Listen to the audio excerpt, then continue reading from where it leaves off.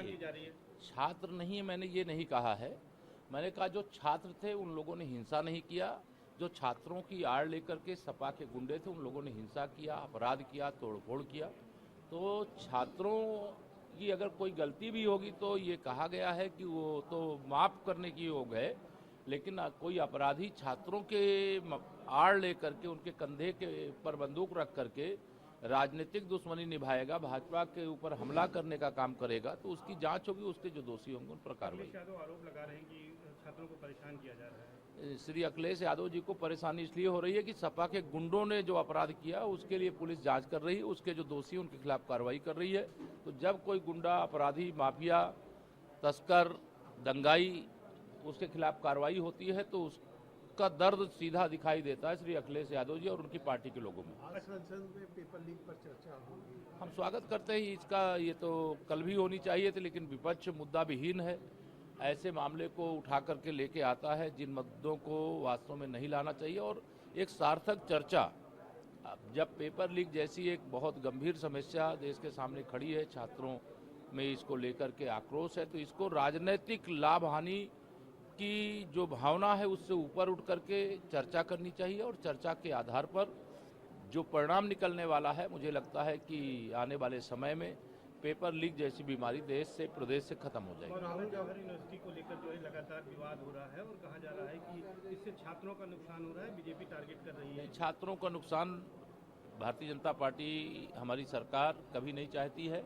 लेकिन अगर कोई अवैध रूप से यूनिवर्सिटी के आड़ में कोई निर्माण है और उस जांच में उस पाया गया है कि गलत निर्माण है, तो उस पर एक नियम के दायरे में जो कार्रवाई होती है वो कार्रवाई हो रही है। अच्छा, राहुल गांधी ने धर्मेंद्र प्रधान पे कहा है कि भ्रष्टाचार और बर्बाद शिक्षा व्यवस्था के प्रतीक हैं धर्मेंद्र प्रधान। देखिए, श्री राहुल गांधी जी को इतना ही मैं कहूँगा, इस देश में जो भ्रष्टाचार है उस भ्रष्टाचार की कोई अम्मा है तो वो कांग्रेस पार्टी है। उसी से इस देश में भ्रष्टाचार शुरू हुआ, उसी से इस देश में इस प्रकार की पेपर लीक जैसी समस्याएं खड़ी हुई, इस प्रकार से लूट खसोट हुई कि उनके ही पिताजी जब प्रधानमंत्री थे तो संसद में खड़े होकर के कहे कि दिल्ली से 1 रुपये भेजते हैं तो जिसके पास भेजते हैं उसके पास 15 पैसा पहुंचता है। तो उनको आईना दिखाने का काम उनके पिताजी के द्वारा जब प्रधानमंत्री थे संसद में दिया गया भाषण अगर ना मालूम हो तो रिकॉर्ड से निकलवा लें, उनको ये जानकारी हो जाएगी।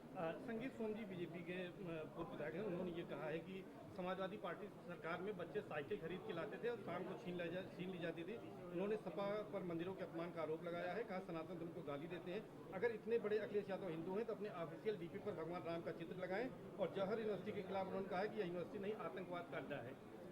ये अब उन्होंने किस परिपेक्ष में क्या कहा है उस पर मेरा प्रतिक्रिया देने का कोई मतलब नहीं। अच्छा, एक तरह से फिर से तीसरे मोर्चे की कवायद कर रहे हैं असदुद्दीन ओवैसी, स्वामी प्रसाद मौर्य, चंद्रशेखर। तीसरा मोर्चा बनावे, चौथा मोर्चा बनावे, सभी को मिलाकर एक मोर्चा बनावे, लेकिन 2027 में फिर कमल खिलेगा, फिर भाजपा सरकार बनेगी और समाजवादी पार्टी का सुपड़ा साफ होगा। इनका अब राजनीतिक रूप से कोई भविष्य नहीं है।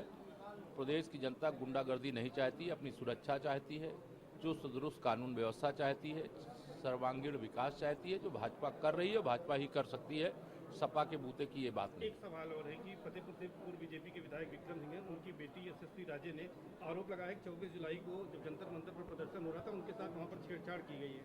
वो बता रहा हूँ ना कि इस आंदोलन की आड़ लेकर के जहाँ सपाई घुस गए, कांग्रेसी घुस गए, आम आदमी पार्टी के जो गुंडे हैं वो घुस गए, वहाँ पर इस प्रकार की तमाम घिनौनी हरकतें हुई हैं। इसकी हम कड़ी निंदा करते हैं और छात्र आंदोलन को बदनाम करने का प्रयास जो भाजपा विरोधी दल हैं उन लोगों ने मिलकर के करने का प्रयास किया। छात्रों ने अपनी सही मांग उठाई थी, सरकार उसको सुनी है। माननीय प्रधानमंत्री जी लगातार कदम भी उठाए हैं और अभी आज संसद में पेपर लीक को लेकर के बिल आने वाला। एक आखिरी